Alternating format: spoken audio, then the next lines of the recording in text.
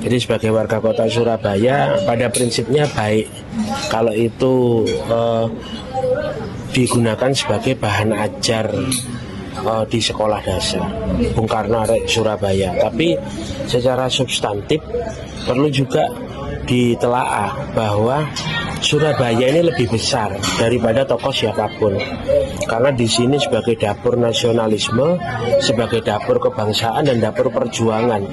Kemerdekaan itu diuji di kota Surabaya pada 10 November 1945. Jadi ada tokoh Hos Cokro Aminoto, ada Kolonel Sungkono, ada Bung Tomo, ada Adipati Jayengrono, ada juga Adipati Jayalengkara, Pangeran Pekik, ada juga Raden Wijaya yang memukul mundur tentara Mongol di kota Surabaya.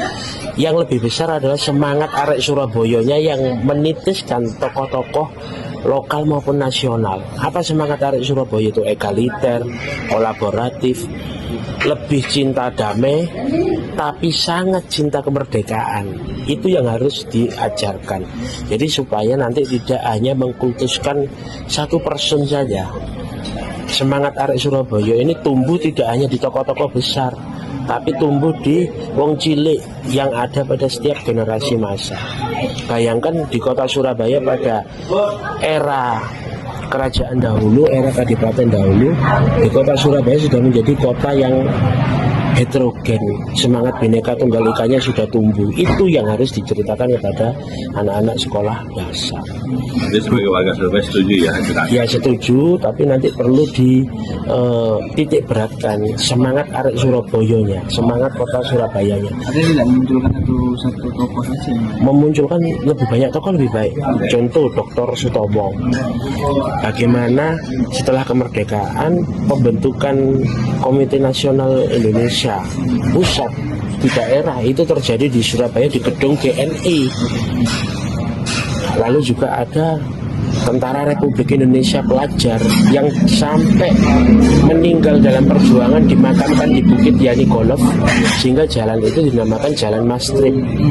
Banyak tokoh-tokoh Surabaya itu yang dimunculkan. Hanya di kota Surabaya saat TKR sempat mundur sampai ke Mojokerto, dipukul oleh tentara sekutu.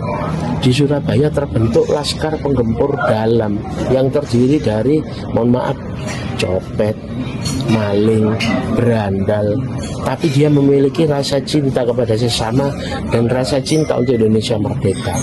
Nah, nama-nama itu yang juga perlu untuk diketahui oleh banyak publik. Tidak kalah juga di kota Surabaya ada namanya Mbok Darmartir. Ya?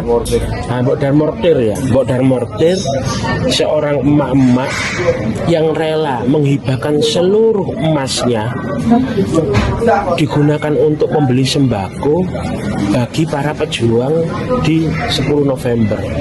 Dia tidak berharap mendapatkan jabatan, tidak menerima apapun setelah Indonesia merdeka. Nah, itu juga yang perlu